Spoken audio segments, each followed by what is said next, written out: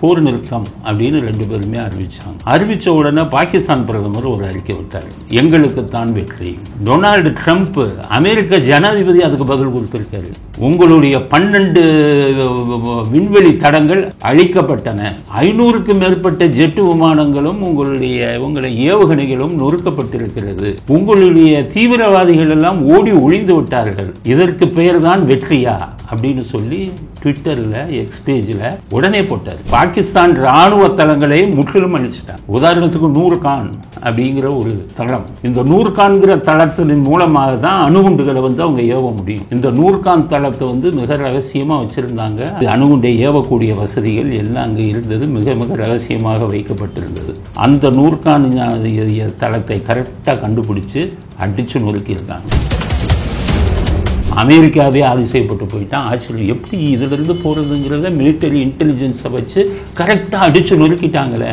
Trump ஒன்றும் போர் நிறுத்தத்தை அறிவிக்கலை. நல்லா போய் இவங்களை போய் பார்க்க சொல்லுங்க. ட்ரம்ப் ஒன்றும் போர் நிறுத்தத்தை அறிவிக்கலை. இந்திய ராணுவ அதிகாரிகளும் பாகிஸ்தான் ராணுவ அதிகாரிகளும் ஹாட்லைன் மூலமா நம்ம போர் நிறுத்தத்துக்கு வரலாம்னு பேசினவங்கல்ல, உடனடியாக ட்ரம்ப்புக்கு அந்த செய்தி போச்சு. ட்ரம்ப் அமெரிக்கா சிஏஏ இருக்கான அவனுடைய உளவு பிரிவு எங்கேயோ உள்ளான் இருக்கான். பிரான்ஸ் நாட்டு ஜனாதிபதி போனையே வெவு பார்த்துட்டான்னு சொல்லி முன்னாடி எல்லாம் ரிப்போர்ட் வந்தது. உலகம் பூரா வெவு பார்க்கக்கூடிய இவர்களுக்குள் என்ன நடக்கிறது. இப்ப இந்தியா என்ன அடிச்சாங்கிறது உலகத்துக்கே தெரியாது. ஆனா அமெரிக்கன்ஸ் இதை வச்சு இன்டெலிஜென்ஸை வச்சு எதை அடிச்சாங்க, நூர்கானெல்லாம் அடிச்சு நொறுக்கிட்டாங்கிறது அமெரிக்கா தான் ஃபர்ஸ்ட் கண்டுபிடிச்சான். ஆனா இந்தியா அதுக்காக காத்துக்கிட்டு இருந்தாங்க, பாகிஸ்தானை எப்படி அடிச்சு பலவீனப்படுத்துறது. ஏன்னா அணுகுண்டை நிறைய உருவாக்கிக்கிட்டே இருந்தாங்க. அதனால இந்த அணுகுண்டு உருவாக்குறது நமக்கு என்னைக்குமே வருங்காலத்துக்கு நம்ம நாட்டுக்கு ஆபத்து. இதை எப்படியாச்சும் ஒழிக்கணுங்கிறது நினைச்சுக்கிட்டு இருந்ததுக்கு இப்ப நல்ல ஒரு வாய்ப்பு கிடைச்சது.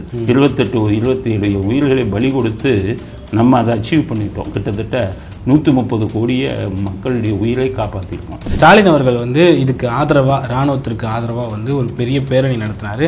அந்த பேரணி பாதியில் போயிட்டு இருக்கிறப்பவே போர் நிறுத்தம் அறிவிச்சிட்டாங்க. நம்மளுடைய ஸ்டாலின் தான் அதுக்கு காரணம்னு சொல்லிட்டு திரு கருணாஸ் அவர்கள் ஸ்டாலின் இருக்க மேடையிலேயே சொல்லியிருந்தாரு. எப்படி பாக்குறீங்க? கருணாஸுங்கிற இப்படி எல்லா ஆளுங்கள்லாம் அரசியல் பேசுறீங்கன்னா இதை விட கேவலம் என்ன இருக்குன்னா, இது இப்படியா ஒரு அரசியல் பேசுவீங்க? முட்டாள்தனமான அரசியல். அதே மாதிரி உதயநிதி இவர் சொல்றதெல்லாம் அவங்க அப்பா கேட்கணும்னா அவங்க அப்பா நான் பொம்மையா? ஸ்டாலினுக்கு ஒரு மேல பையன் மேல இந்த நம்பிக்கையை போயிடுச்சு. இதுக்கே லாயக்கு இல்லைங்க என்ன பொறுத்தவரை. என்னைக்கு காலையில் ஒரு துணை முதலமைச்சர் 10 மணி 10:30 செக்ரட்டரியேட்ல நிற்கிறதா இல்லையா? ஒரு துணை முதலமைச்சர்னா அந்த இது இருக்கா இல்லையா? 2 மணி 3 மணிக்கு தூங்கி எழுந்திரிச்சிட்டு 12 மணி இது பண்ணி எழுந்திரிச்சுன்னா நீங்க சினிமாவுக்கு தான் லாயக்கு. வள்ளுவம் தொலைக்காட்சி நேயர்களுக்கு வணக்கம். அரசியல் பேசு நிகழ்ச்சிக்கு உங்களை வரவேற்பதில் மகிழ்ச்சி. நம்மோடு இணைந்திருக்கிறார் நேதாஜி மக்கள் கட்சியினுடைய தலைவரும் வழக்கறிஞருமான வரதராஜன் அவர்கள். சார் வணக்கம். சார் வணக்கம். நல்லா இருக்கீங்களா சார்? நல்லா இருக்கு. போர் சூழல் இப்போ தற்காலிகமாக நிறுத்தப்பட்டிருக்கு. அந்த போர் குறித்தான தகவல்கள் ஊடகங்களில் ஒரு மாதிரி வராமலும் இன்னொரு பக்கம் பூதாகரப்படுத்தியும் பல செய்திகள் வந்திருக்கு. உண்மையிலே அங்கே என்ன நடந்தது, யாருக்கு அதிக பாதிப்பு ஏற்பட்டது என்ற கேள்வி இருக்கு. ஊடகங்கள் நம்ம தமிழ்நாடு தொலைக்காட்சிகள்லாம் இப்போதைக்கு நாட்டுக்கு எதிராக எதுவும் போடல. உண்மையிலேயே அவங்க பாராட்டணும். ஹிந்து பத்திரிகை மட்டும்தான் நம்ம நாட்டுக்கு எதிரான விஷயங்களை போட்டுக்கிட்டு இருக்காங்க. நம்ம தமிழ் ஊடகங்களை உண்மையிலேயே பாராட்டணும். குறிப்பாக டெலிவிஷன் சேனல் எல்லாமே கரெக்டாக போடுறாங்க. ஆனால் நடந்த நிறைய விஷயங்களை அவங்க போடலை. இந்த விஷயங்கள்லாம் எங்கே வருதுன்னு கேட்டிங்கன்னா, Washington Times, New York Times, Washington போஸ்ட்டுன்னு சொல்லக்கூடிய அமெரிக்காவில் வரக்கூடிய ஊடகங்கள் தான் பல செய்திகளை கரெக்டாக எடுத்து போடுறாங்க. அதில் பார்த்தீங்கன்னா நீங்கள் உண்மையிலே இந்தியா என்ன பண்ணியிருக்காங்கங்கிறது உண்மை நிலவரம் தெரியும். உதாரணத்துக்கு இந்தியா என்ன பண்ணியிருக்காங்கங்கிறது அவங்களே வெளியில் சொல்லலை. இப்போ போர் நிறுத்தம் அப்படின்னு 2 பேருமே அறிவித்தாங்க, ஒருத்தருக்கு ஒருத்தர் பேசி. அறிவித்த உடனே பாகிஸ்தான் பிரதமர் ஒரு அறிக்கை விட்டார், எங்களுக்கு தான் வெற்றி, எங்கள் இராணுவத்தின் இதை தாக்குதலை சமாளிக்க முடியாமல் இந்தியா போர் நிறுத்த அளவுக்கு வந்துட்டாங்க அப்படின்னு சொல்லி ஒரு இது போட்டு அறிக்கை விட்டார். கேட்டு பார்த்தீங்களா நீங்கள்? இந்த அறிக்கைக்கு இந்திய ராணுவம் பதில் கொடுக்கல. ஆனால் டொனால்டு ட்ரம்ப் அமெரிக்க ஜனாதிபதி அதுக்கு பதில் கொடுத்துருக்காரு. அவர் கொடுத்த பதில் தான் சரியான பதிலாக இருக்கும். ஏன்னா அமெரிக்காவின் அதிபர் இல்லை, அவங்ககிட்ட எவ்வளவு இன்டெலிஜென்ஸ் இருக்குது, அதுக்கு பதில் கொடுக்குறாரு அமெரிக்கன் நம்ம டொனால்டு ட்ரம்ப். உங்களுடைய 12 விண்வெளி தடங்கள் அழிக்கப்பட்டன, 500க்கும் மேற்பட்ட ஜெட் விமானங்களும் உங்களுடைய ஏவுகணைகளும் நொறுக்கப்பட்டிருக்கிறது, உங்களுடைய தீவிரவாதிகள் எல்லாம் ஓடி ஒளிந்து விட்டார்கள், இதற்கு பெயர் தான் வெற்றியா அப்படின்னு சொல்லி ட்விட்டரில் எக்ஸ் பேஜில் உடனே போட்டார். ஆனால் இந்திய ராணுவம் இப்படி போடல. நமக்கே தெரியாத 500 ஜெட் விமானங்கள் 500 ஏவுகணைகள் அழிக்கப்பட்டனங்கிறத நம்மவங்களே வெளியில் சொல்ல. 12 விண்வெளி ஏவு தளங்கள் வந்து முற்றிலுமாக அழிக்கப்பட்டது, அதுவும் யாரும் சொல்லல. அப்போ என்ன அர்த்தம்னா, ட்ரம்ப்பே சொல்லியிருக்காரு மிகப்பெரிய அடி விழுந்திருக்கு அப்படிங்கிறது தான். ட்ரம்ப் சொன்னதுக்கப்புறம் தான் உலகத்துக்கே தெரியுது. நம்ம இந்தியன் ஏர் அஃபீஷியல்ஸு, நம்ம இந்தியனுடைய முப்படை அதிகாரிகள் இப்போ பேட்டி கொடுத்தாங்க. குறிப்பாக ஏர்ஃபோர்ஸ் அவங்க தான் கொடுத்தாங்க. ஆமாம், அவங்க கொடுக்கும்போது ரொம்ப கேட்குற கேள்விக்கு பதில் சொன்னாங்க. கரெக்டாக என்ன சொன்னாங்க, நாங்கள் தாக்க வேண்டிய இடத்தெல்லாம் தாக்கிட்டோம், தாக்குதல் பண்ணிய பைலட்டுங்கள்லாம் பத்திரமா திரும்பி வந்துட்டாங்க, எங்களுடைய மிஷன் ஓவர் அப்படின்னாங்க. ஆனால் அதில் முக்கியமானது என்ன சொன்னாங்க, பயங்கரவாதத்துக்கு எதிராக எதை பண்ணணுமோ அதை பண்ணிட்டோம் அப்படின்னு தான் சொன்னாங்க. ஆனால் உண்மை என்ன தெரியுமா, பயங்கரவாதத்தில் இந்த இப்போ பாகிஸ்தான் இராணுவ தளங்களை முற்றிலும் அழிச்சிட்டாங்க. உதாரணத்துக்கு நூர்கான் அப்படிங்கிற ஒரு இது தளம், இந்த நூர்கான்கிற தளத்தின் மூலமாக தான் அணுகுண்டுகளை வந்து அவங்க ஏவ முடியும். இந்த நூர்கான் தளத்தை வந்து மிக ரகசியமாக வச்சுருந்தாங்க. அதுக்கான அணுகுண்டு வசதிகள், இது அணுகுண்டை ஏவக்கூடிய வசதிகள் எல்லாம் அங்கே இருந்தது, மிக மிக ரகசியமாக வைக்கப்பட்டிருந்தது. அந்த நூர்கான் தளத்தை கரெக்டாக கண்டுபிடிச்சி அடித்து நொறுக்கியிருக்காங்க. அமெரிக்காவே அதிசயப்பட்டு போயிட்டான். ஆச்சரியம், எப்படி இதிலிருந்து போகிறதுங்கிறத மிலிட்டரி இன்டெலிஜென்ஸை வச்சு கரெக்டாக அடித்து நொறுக்கிட்டாங்களே. இப்போ கொஞ்ச நாளைக்கு முன்னாடி இந்த இதெல்லாம் வந்தது, பூகம்பமெல்லாம் அமெரிக்காவில் வந்ததுங்கிறதுல அடித்து நொறுக்கப்பட்டது. இனிமேல் அமெரிக்கா இவங்க பாகிஸ்தான் நினைத்தாலும் நம்ம மேலே அணுகுண்டு ஏவ முடியாது, அடித்தளத்தையே அடிச்சிட்டாங்க. ஆனால் வெளியிலேயே சொல்லாமல் அமைதியாக இருக்காங்க. இதில் வேடிக்கை என்னென்னா, இந்தியா போய் சமாதானம், இந்தியா ஒன்றும் சமாதானத்துக்கு போகலை. அதாவது மற்ற நாடுகள்லாம் என்ன கேட்டாங்க, பேசி தீர்த்துக்கங்கன்னாங்க. அதனால் உங்களுக்கு இந்திய இராணுவ அதிகாரிகளுக்கும் இராணுவ தளபதிக்கும் பாகிஸ்தான் இராணுவ தளபதிக்கும் இடையே அந்த ஹாட்லைன் உருவாக்கப்பட்டது. இவங்க 2 பேர் மட்டும் பேசிக்கலாம், உருவாக்கப்பட்டது. இத்தனை அடி விழுந்த உடனே பாகிஸ்தானின் இராணுவ அதிகாரிகள் தான் முதல்ல வந்து கூப்பிட்டு இந்தியாவை கூப்பிட்டு போர் நிறுத்தம் பண்ணிக்கலாமா அப்படின்னு கேட்டதே பாகிஸ்தான் இராணுவ அதிகாரிகள் தான். இந்திய இராணுவ அதிகாரிகளையும் ஒத்துக்கிட்டாங்கன்னா மிஷன் ஓவர், நூர்கான் ஃபெசிலிட்டியை அடித்து நொறுக்கிட்டாங்க. மீதி 9 இடம் ஏர்பேஸ் எங்கெங்கிருந்து முக்கியமான ஏவுகணைகளை ஏவணுமா அந்த ஏர்பேஸை பூரா இது பண்ணிட்டாங்க, சுக்குநூறு ஆக்கிட்டாங்க. அமைதியாக இருந்தாங்க. இவங்க கேட்டவுடனே நம்ம மிஷன் ஓவர்னு ஒரு நாள் டைமு, அது வர பார்ப்போம் அப்படின்னு சொல்லிட்டாங்க. இதுக்கிடையில் நம்ம இந்தியாவில் இருக்கிற அரசியல்வாதி, மூன்றாந்தர அரசியல்வாதி என்ன சொல்கிறான்னு கேட்டிங்கன்னா, அது எப்படி நீங்கள் வந்து ட்ரம்ப் வந்து போர் நிறுத்தத்தை அறிவிக்கலாம் அப்படின்னு இவங்க சொன்னாங்க. ட்ரம்ப் ஒன்றும் போர் நிறுத்தத்தை அறிவிக்கலை, நல்லா போய் இந்த இவங்களை போய் பார்க்க சொல்லுங்கள். ட்ரம்ப் ஒன்றும் போர் நிறுத்தத்தை அறிவிக்கலை. இந்திய இராணுவ அதிகாரிகளும் பாகிஸ்தான் இராணுவ அதிகாரிகளும் ஹாட்லைன் மூலமாக நம்ம போர் நிறுத்தத்துக்கு வரலாம்னு பேசினவங்களில் உடனடியாக ட்ரம்ப்புக்கு அந்த செய்தி போச்சு. ட்ரம்ப்புக்கு எப்படி செய்தி போச்சுன்னு நீங்கள் கேட்கும். ஏன்னா இன்னைக்கு இது அமெரிக்கா வந்து உலகம் முழுவதும் எல்லா தலைவர்கள் இதையும் மானிட்டர் பண்ணிக்கிட்டு இருக்காங்க. இங்கே என்ன நடக்குது ஏது நடக்குது அடுத்த செகண்ட் அவனுக்கு கிடைச்சிடும். அந்த அளவுக்கு அவன் தொழில்நுட்பத்தில் இருக்கான். அவங்க ட்ரம்ப்புக்கு அது போன உடனேயே ட்ரம்ப்பை முந்தி கொண்டு போர் நிறுத்தம் அறிவிச்சிட்டாங்கன்னு தான் சொன்னாரே ஒழிய, நான் கேட்டுக்கொண்டபடி போர் நிறுத்தம் அறிவிச்சேன்னு சொல்லலையே. போர் நிறுத்தம் என்பது இவர்கள் 2 அதிகாரிகளுக்கும் இடையே ஏற்பட்ட ஒரு முடிவு. அதை ட்ரம்ப் எடுத்துக்கிட்டு அவருடைய ட்விட்டர் பக்கத்தில் போட்டுட்டா ட்ரம்ப் சொல்லி தான் போர் நிறுத்தம் அறிவிச்சாங்கன்னு அர்த்தமா? ஒரு அடிப்படை விஷயம் கூட இன்றைக்கி அரசியல் பண்ணுறவனுக்கு தெரிய வேணாமா?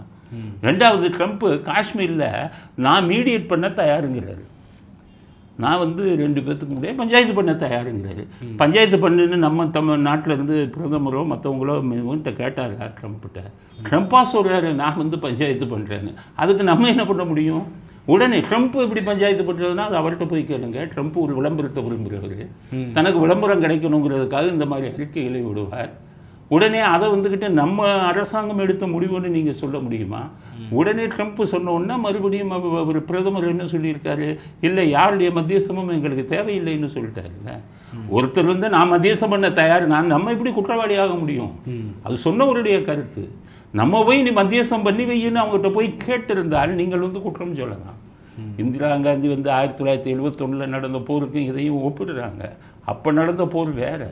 இப்போ பூரா வந்து அப்போ வெறும் இராணுவ வீரர்கள் தான் போரிட்டாங்க. இப்போ வந்து இராணுவ வீரர்களே போகலை, வெறும் மிசைல் வெறும் ஏவுகணைகள் தான் போர் பண்ணிக்கிட்டு இருக்காங்க. இன்றைக்கி இருந்த சூழ்நிலையில் இருந்த இடத்துலையே அவங்களுடைய மிலிட்டரி தளங்கள் அத்தனையும் அடிக்கிற அளவுக்கு போயிருக்கு.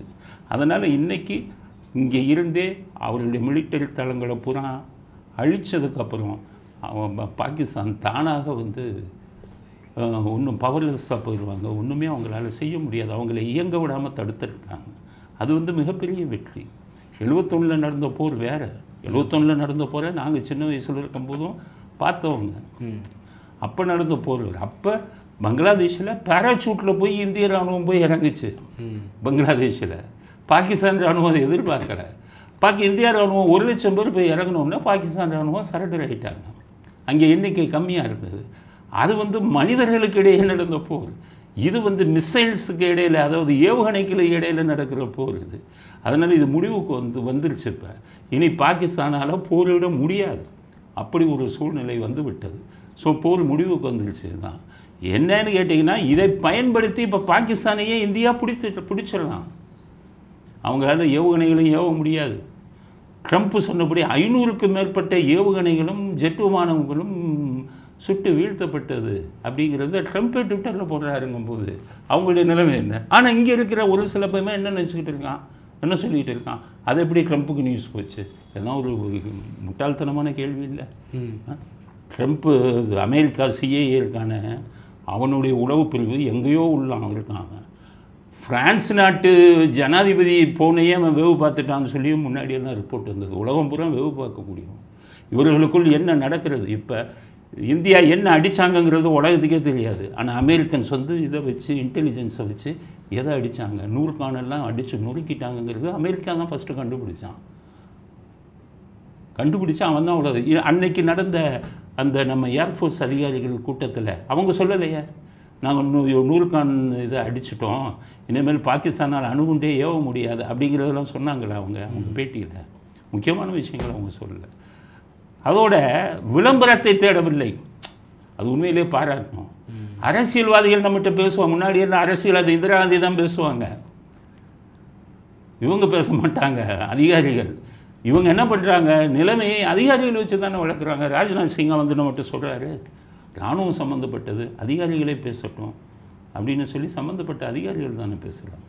அதனால் நீங்கள் எல்லாம் நினச்சிக்கிட்டு இருப்பீங்க போர் முடிவுக்கு வந்து விட்டது, பாகிஸ்தான் சுக்குநூறாக நொறுக்கப்பட்டு விட்டது, அமெரிக்க ஊடகங்களில் அத்தனை விஷயங்களும் வந்துருச்சு, நம்ம ஊடகங்கள் சரியாக எடுத்து போடல, ஒரே தாக்குதல் நூறுக்கானுங்கிறது அவங்களுடைய அடிப்படை இதுவே அழிஞ்சு போச்சு, அணு ஆயுதம் இதுவே அடித்தளமே அங்கே தான் இருந்தது, அங்கேருந்து தான் அணு ஆயுதத்தை வீச முடியும். அதனால் இனி பாகிஸ்தான் சரண்டர் ஆகிடுவாங்க, நம்ம காலில் விழுந்துடுவாங்க. அதனால் இனி போருங்கிறது யாரும் கவலைப்பட வேண்டியதில்லை. பாகிஸ்தான் முற்றிலும் அழிக்கப்பட்டு விட்டது. நீங்கள் ட்ரம்ப்போட இதை பார்த்தாலே தெரியும். ட்ரம்ப் இதை பார்த்ததுக்கப்புறம் தான் உலகத்துக்கே தெரிஞ்சது இவ்வளோ அழிச்சிருக்காங்க அப்படிங்கிறது. அதனால் இவங்க என்னென்ன அழிச்சிங்கன்னு கேட்கும்போது கூட அதிகாரிகள் சொல்கிறாங்க, அவர் மிஷன் இஸ் ஓவர், எங்களுடைய இலக்கு நிறைவேறிவிட்டது, அது அவ்வளோதான் எங்களால் சொல்ல முடியும். எங்களுடைய விமானிகள் எல்லாம் வந்து இலக்கை முடித்துவிட்டு பத்திரமாக திரும்பி வந்து விட்டார்கள், அது மட்டும்தான் சொன்னாங்க. அதனால் இவ்வளோ விஷயம் நடந்திருக்கு. இனி வாருங்கிறது கிடையாது. பாகிஸ்தான் முழுமையாக பலவீனப்படுத்தப்பட்டு விட்டது, முழுமையாக அவங்களுடைய பேஸ் எல்லாம் அழிக்கப்பட்டு விட்டது.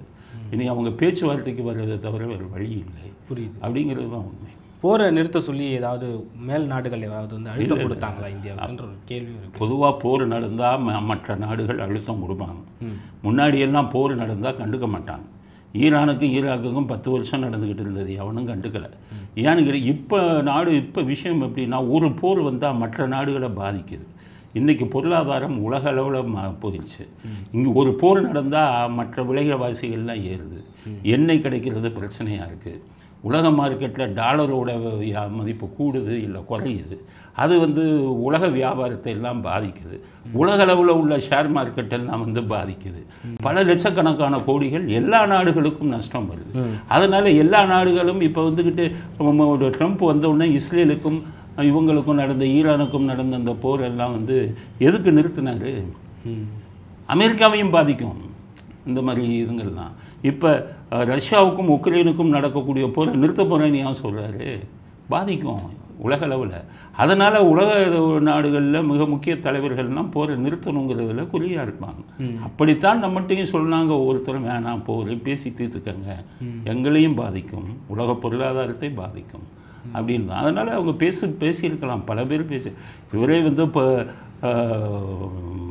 ட்ரம்ப்பே வந்து போரை விரும்பாதவர், போரை நிறுத்தணும்னு சொல்கிறது. அதனால் அவங்க பேசியிருக்கலாம், புரியுது. ஆனால் யார் பேச்சையும் கேட்கலையே.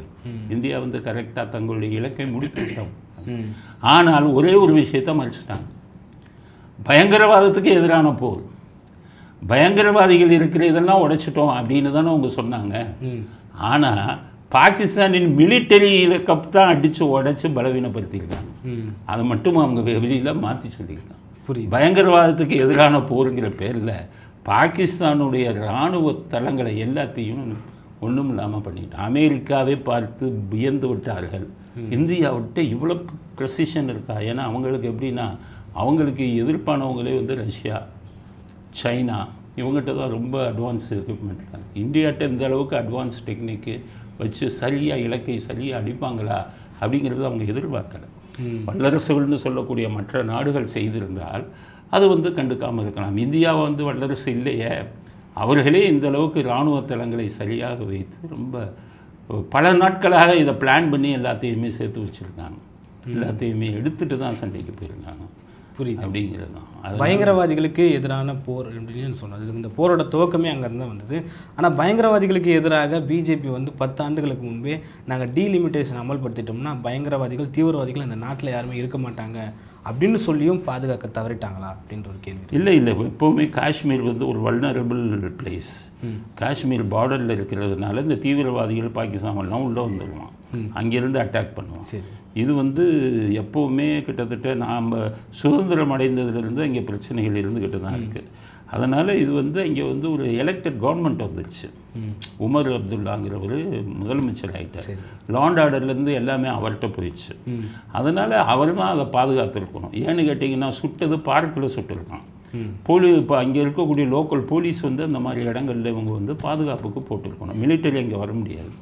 லோக்கல் கவர்மெண்ட் இருக்கும்போது இப்போ இங்கே ஸ்டாலின் இருக்காரு, இங்கே போலீஸை வச்சு லாண்ட் ஆர்டர் அவர் தானே பார்க்கணும், சட்டம் ஒழுங்க.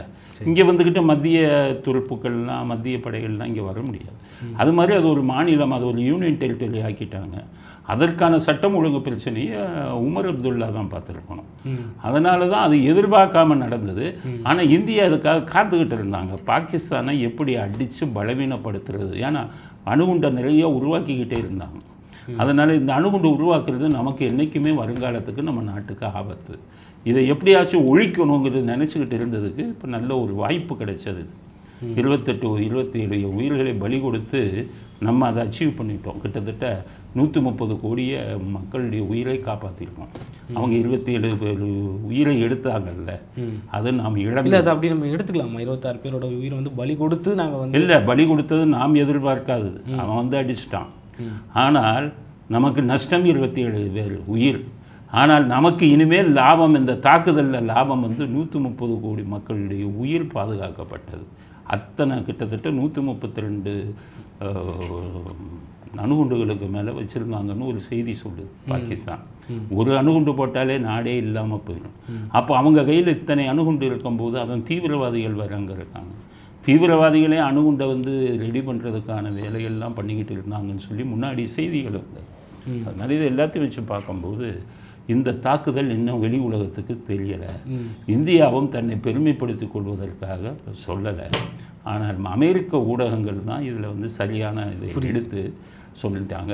ஃபஸ்ட்டு சொன்னது வந்து ட்ரம்ப் தான். அவருடைய ட்விட்டர்ஸ் எக்ஸ் பேஜ் போய் பாருங்கள், புரியுது, அதுலேயே அவர் சொல்லியிருக்காங்க. என்ன பண்ணியும் அந்த 4 பேரை நம்மளால் கண்டுபிடிக்க முடியலையே.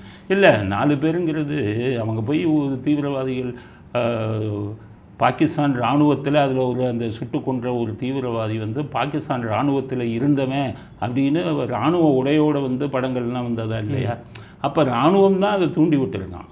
இராணுவத்திலிருந்து தான் தீவிரவாதிகளாக அவங்கள அனுப்பியிருக்கான். ஸோ இவங்க இது பண்ணிவிட்டு உள்ளே போன உடனே இராணுவம் வந்து அவனுக்கு பாதுகாப்பு கொடுத்துருக்கான். இப்போ அங்கே தீவிரவாதிய தலைவர்களை அவங்க குடும்பத்தை சுட்டு கொன்னாங்களே, அடித்தாங்களே, ஏவுகணை வச்சு அடித்து கொன்னாங்களே, அவங்களுக்கு உடல் தகனம் பண்ணும்போது இராணுவ மரியாதையோடு பண்ணுறாங்கல்ல. அப்போ தீவிரவாதிகள்ங்கிறது யாருன்னா இராணுவம் உருவாக்கினவன் தான் தீவிரவாதி. சுட்டுட்டு நீங்கள் நம்ம போன உடனே இராணுவம் அவன் உள்ளே வச்சுக்கிட்டான். அதனால தான் இப்போ இராணுவத்தை அடித்தாங்க. இராணுவம் தான் அவனை ஒப்படைக்கணும். இப்போ அடுத்து இதுதான் போட போகிறாங்க. அந்த 4 பேரையும் எங்கிட்ட ஒப்படைங்க.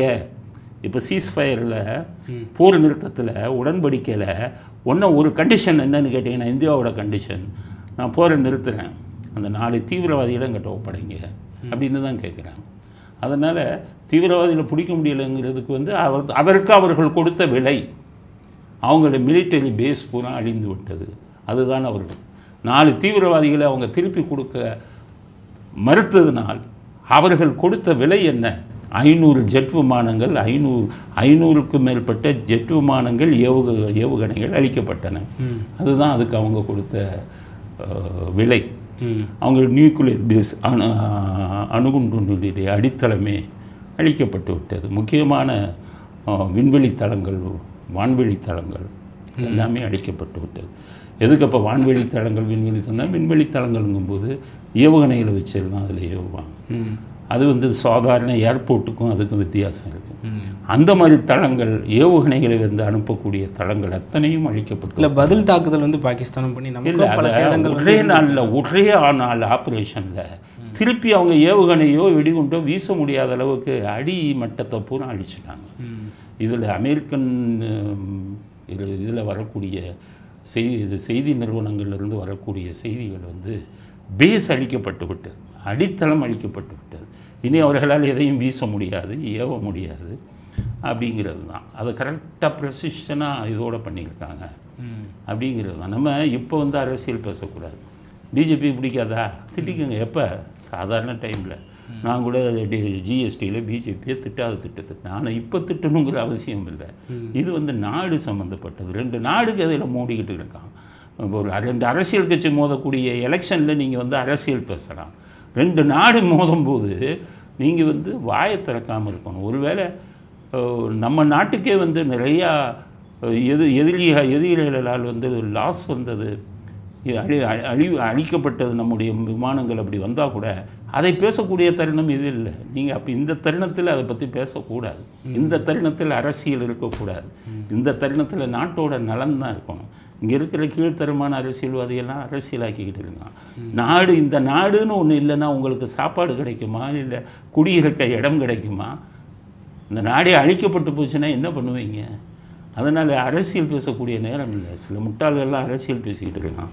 அதெல்லாம் பேசாதீங்க அப்படிங்கிறது தான் என்னுடைய வேண்டுகோள். புரியுது. ஸ்டாலின் அவர்கள் இதுக்கு ஆதரவாக, இராணுவத்திற்கு ஆதரவாக ஒரு பெரிய பேரணி நடத்தினார். அந்த பேரணி பாதியில் போயிட்டு இருக்கிறப்பவே போர் நிறுத்தம் அறிவிச்சிட்டாங்க. அப்போது நம்மளுடைய ஸ்டாலின் தான் அதுக்கு காரணம்னு சொல்லிட்டு திரு கருணாஸ் அவர்கள் ஸ்டாலின் இருக்க மேடையிலேயே சொல்லியிருந்தார். எப்படி பார்க்குறீங்க?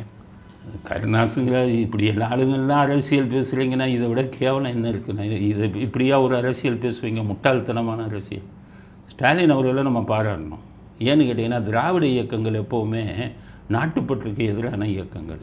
சுதந்திரத்தப்பவே ஈவேரா சுதந்திரம் கொடுக்காதேன்னு சொன்னவர். சுதந்திரம் கிடைச்ச அன்னைக்கு தன்னுடைய வீட்டில் கரும்பு கொடி ஏற்றியவர் ஈவேரா. அப்போ அந்த மாதிரி இருந்த திராவிடம் எப்போவுமே பிரிவினைக்கு தான் போவாங்க. தனிநாடு கேட்டவர்கள், மாநில சுயாட்சின்னு குரல் கொடுத்தவர்கள். அப்படி இந்திய இராணுவத்தை நான் வரவேற்க விமான நிலையத்துக்கு போக மாட்டேன்னு சொன்னவர் கருணாநிதி. இலங்கை பிரச்சனை ஏற்பட்ட போது இப்படியெல்லாம் பேசியவர்கள் அவங்க. அப்படிப்பட்ட ஒரு இயக்கத்தை சேர்ந்த ஸ்டாலின் இன்றைக்கி நாட்டுப்பற்றோட சண்டை நடக்கும்போது இதெல்லாம் நம்ம நாட்டுப்பற்று வேணும், நாடு ஒற்றுமை தான் முக்கியம்னு ஒரு தேசிய கொடியை ஏந்தி வந்தது பாராட்டுதலுக்குரிய விஷயம். ஆனால் அவரே சொல்லலை. மூன்றாந்தர ஆளுங்கள்லாம் இந்த கருணாஸ் இவங்கள்லாம் பேசுகிறத ஒரு இன்டர்நேஷ்னல் பாலிட்டிக்ஸ் நடந்துக்கிட்டு இருக்காங்க. இன்டர்நேஷ்னல் லெவலில் அணு உண்டு, இது ஏவுகணைகள், இதுவே உலகமே பயத்தில் உட்காந்துக்கிட்டு இருக்கான். 2மே அணுகுண்டு நாடுகள். ஒருத்தர் அணுகுண்டை போட்டான்னா இன்னொரு நாடு அழிஞ்சு போகும். அப்புறம் அணு ஆயுத போர் ஆச்சுன்னா உலகமே அழிஞ்சு போயிடும். நாகாசிமா இதில் உங்களுக்கு ஜப்பானின் ஹிரோஷிமா, நாகசாகி, இதிலெல்லாம் எவ்வளோ பெரிய அழிவு வந்ததுன்னு இந்த அவருக்கெல்லாம் தெரியுமா? அந்த கருணாஸ் மாதிரியாருக்கு எங்கேயும் போய் அரசியல் பேசுகிறதுன்னு தெரியல. ஊர்வலம் வந்துக்கிட்டு இருக்கும்போது நின்று போச்சான். வெக்கமாக இல்லை அதெல்லாம். 9 பேர் அடிச்சிருக்கான், 9 பேஸ் அடிச்சிருக்கான், 9 முக்கியமான அணு ஆயுதத்தை ஏவக்கூடிய பேஸு, ஏவுகணைகளை ஏவக்கூடிய பேஸ் அத்தனை அடித்து நொறுக்கியிருக்கான். நொறுக்கணுன்னு 2 பேரும் ஹாட்லைனில் பேசி அவன் அரண்டு போய் அவன் தான் முதல்ல கூப்பிட்டுட்டு உதுப்புனுங்கன்னு ஒத்துக்கிட்டு இருந்திருக்கான். போர் நிறுத்தத்துக்கு இப்போ வந்துடுவோன்னு அவன் கேட்டவுடனே தான் இந்தியா ஒத்துருக்காங்க. நம்ம வேலை முடிஞ்சிருச்சுன்னொன்னே தான் ஒத்துக்கிட்டாங்க, இல்லைன்னா ஒத்துருக்க மாட்டாங்க. அங்கேருந்து இவரே இந்த அமெரிக்க நாட்டு ஜனாதிபதியே வந்து உங்கள் இது 500 இது காலியா, ஏவுகணது காலியா அப்படின்னு சொல்கிறாரு. இந்த ஆளு கருணாஸ் வந்துக்கிட்டு ஸ்டாலின் தான் அதுனா எவ்வளோ கீழ்த்தரமான அரசியல்வாதிகள் எல்லாம் படிச்சிருக்காங்களா, மண்டையில் மூளை இருக்கான்னு கூட எனக்கு தெரியாது. ஏன் இந்த மாதிரி கடினமான வார்த்தைகள் சொல்கிறேன்னா, நாடுன்னு வரும்போது அதில் ரொம்ப பார்த்து பேசணும். லோக்கல் அரசியல் இல்லை இங்கே. அதனால் இப்படிப்பட்டவர்கள் எல்லாம் வந்து ஆனால் அவர் என்ன இது பண்ணோம்னா, நாட்டுக்கு எதிராக சொல்லலை, ஸ்டாலினை அது காக்கா பிடிக்கணும் அப்படிங்கிறதுக்காக சொல்லியிருக்காரு. சில அரசியல்வாதி நாட்டுக்கு எதிராக பேசிக்கிட்டு இருக்கானே, அவனை விட இந்த அவர் பரவாயில்ல. இவர் ஸ்டாலினுக்கு ஜாலியாக்காக இதை பேசின பேச்சு, ஆனால் நாட்டை தாக்கி பேசலை. ஆனால் நாட்டை தாக்கி பேசுகிறவங்க இங்கே தமிழ்நாட்டில் இருக்கானே. இந்து பத்திரிக்கை நம்ம விமானங்கள் சுட்டு வீழ்த்தப்பட்டதுங்கிற செய்தியை போடுறான். இன்றைக்கி நூறுகான்கிற இதை வந்து அடித்து நொறுக்கி ஒன்றும் இல்லாமல் பண்ணியிருக்காங்க. அதையும் இந்து பத்திரிக்கை போட மாட்டேங்கிறான். அதனால் நாட்டுக்கு எதிராக இதுக்கு எதிராக பேசக்கூடிய 3ஆம் தர அரசியல்வாதிகள் இருக்காங்க. அப்படி இருக்கும்போது கருணாசை வந்து அது அவங்கள விட இவர் பேசுனது இது கொஞ்சம் இவர் பேசுனது கோமாளித்தனம் தான் ஒழிய நாட்டுக்கு எதிரானது இல்லை. ஆனால் நாட்டுக்கு எதிராக பேசுகிற அரசியல்வாதிகளும் தமிழ்நாட்டில் இருக்கிறார்கள் அப்படிங்கிறது தான் செய்யும். புரியுது. திமுகவில் வந்து சமீப நாட்களாக பல பிரச்சனைகள் வந்துட்டு இருக்கு. அதாவது குடும்பத்திலேயே வந்து சிக்கல்லாம் வந்துட்டு இருக்கு. ஸ்டாலினுக்கும் உதயநிதிக்கும் பல பிரச்சனைகள் வந்துட்டு இருக்குன்னு சொல்லிட்டு பரவலாக நம்ம செய்திகள் வாயிலாக கேட்டுக்கிட்டு இருக்கோம்.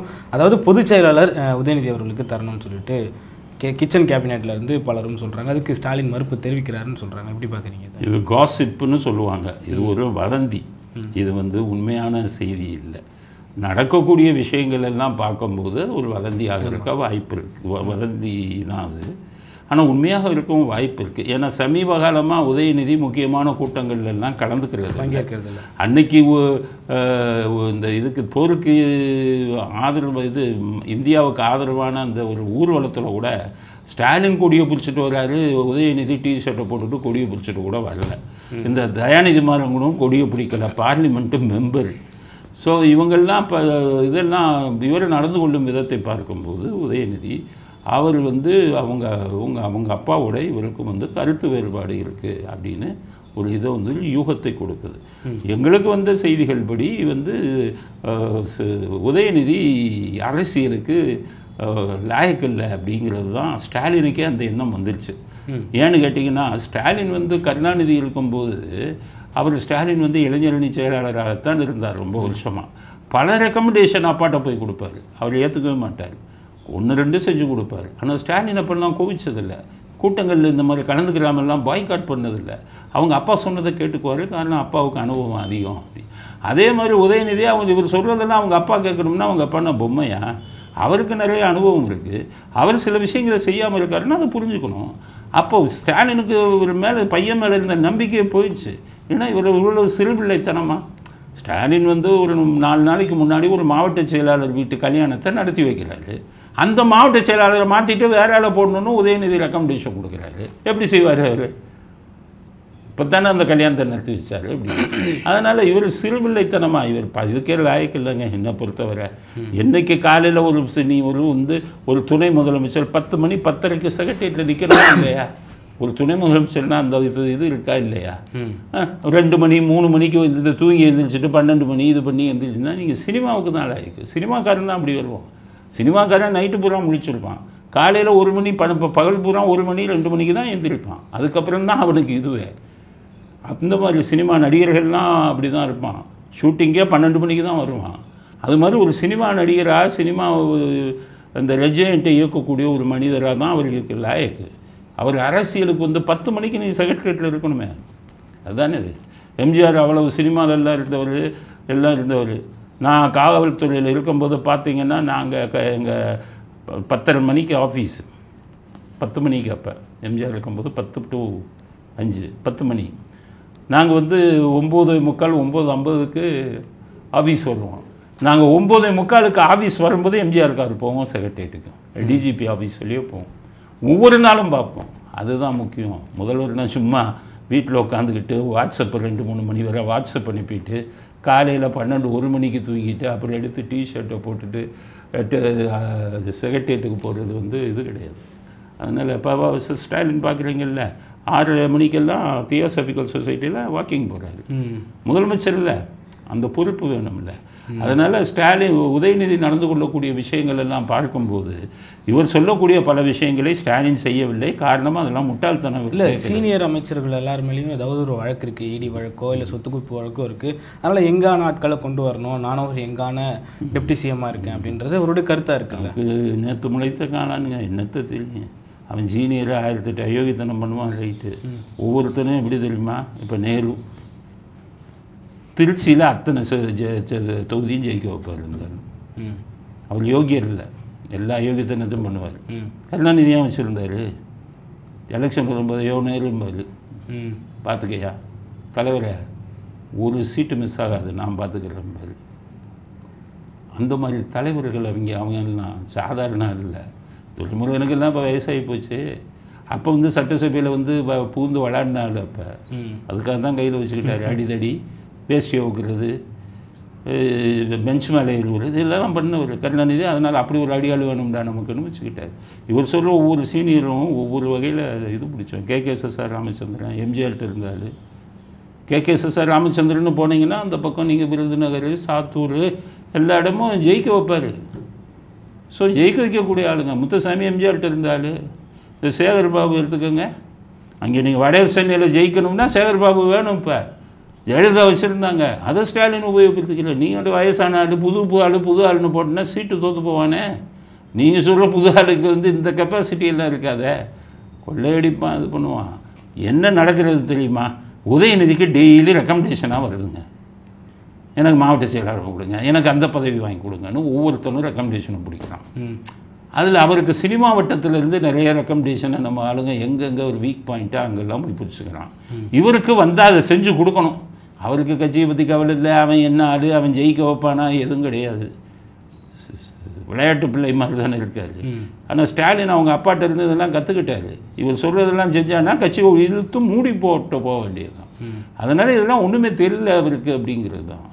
அதனால் ஸ்டாலின் செய்கிறது தான் ரைட்டு. அவர் கட்சியை காப்பாற்றணும்ல.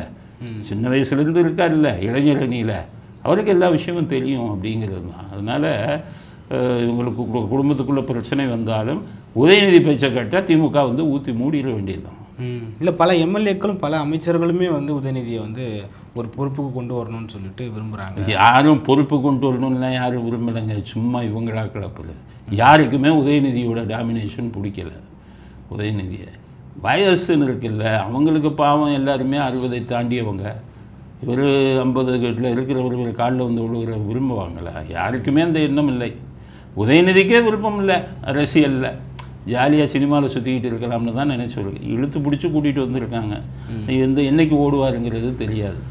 அதனுடைய இதுதான் இது. இப்போ ஸ்டாலினுக்கே புரிஞ்சு போச்சு, இவர் வந்து அரசியலில் நமக்கு பிறகு இதை வந்து கட்சியை திறம்பட நடத்துவாருங்கிற நம்பிக்கை அவருக்கே இல்லாமல் போயிருக்குங்கிறது தான் என்னுடைய கருத்து.